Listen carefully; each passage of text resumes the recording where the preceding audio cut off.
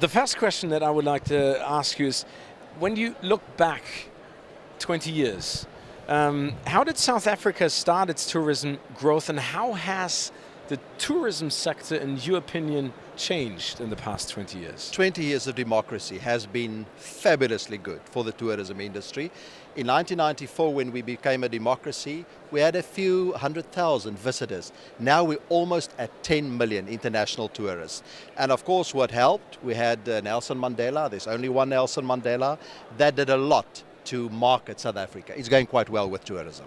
So you have the feeling that 20 years of democracy have changed the opinions of tourists coming to South Africa in a significant way? It definitely has, and part of our success is that many visitors are repeat visitors. So once people come to South Africa, they come back again and again. And then of course we had a number of mega events which also helped us to market the country. FIFA World Cup in 2010, we had the Rugby World Cup, Cricket World Cup events, and all of that assisted tremendously in getting out the message there that South Africa is a great country to visit. And you just mentioned the numbers have changed to 10 million visitors in the year 2014. So what are you estimating will happen in the next couple of years? What we did 3 years ago was to agree with the private sector's goals for 2015, for 2020.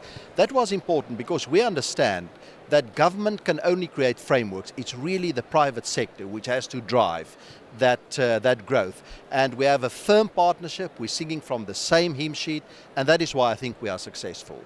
Looking at the key markets, how would you say, have you achieved what has been happening? I mean, is it word by mouth? Is it the key events that you have created in the past? I mean, what has changed the opinions and what has made people travel to South Africa? I believe it's a combination of a number of factors. Word of mouth is very important. That's why we have the high percentage of repeat visitors. But we're running a great marketing campaign where we're trying to get the message across that South Africa is much more than just a safari destination. It is about culture and heritage. It's real Africa with good infrastructure, great restaurants, great food. And thirdly, of course, hosting mega events, which really build our reputation as a country with the ability to host world-class events. So all of that combined to assure success. How proud does that make you, in your work and as a South African? I'm extremely proud. Let's be honest, 30 years ago, people thought another revolution, another failed African country, and we turned that around because people like Nelson Mandela and F.W. de Klerk and many others provided real leadership. And the Rainbow Nation, it is not just pie in the sky, it is real. Of course, we work on that every day, every week, but it is really a success story. How important would you say is tourism to South Africa as a nation? Tourism is crucial to our economy. It contributes 9% directly and indirectly to our GDP. When people think about South Africa, they think mining.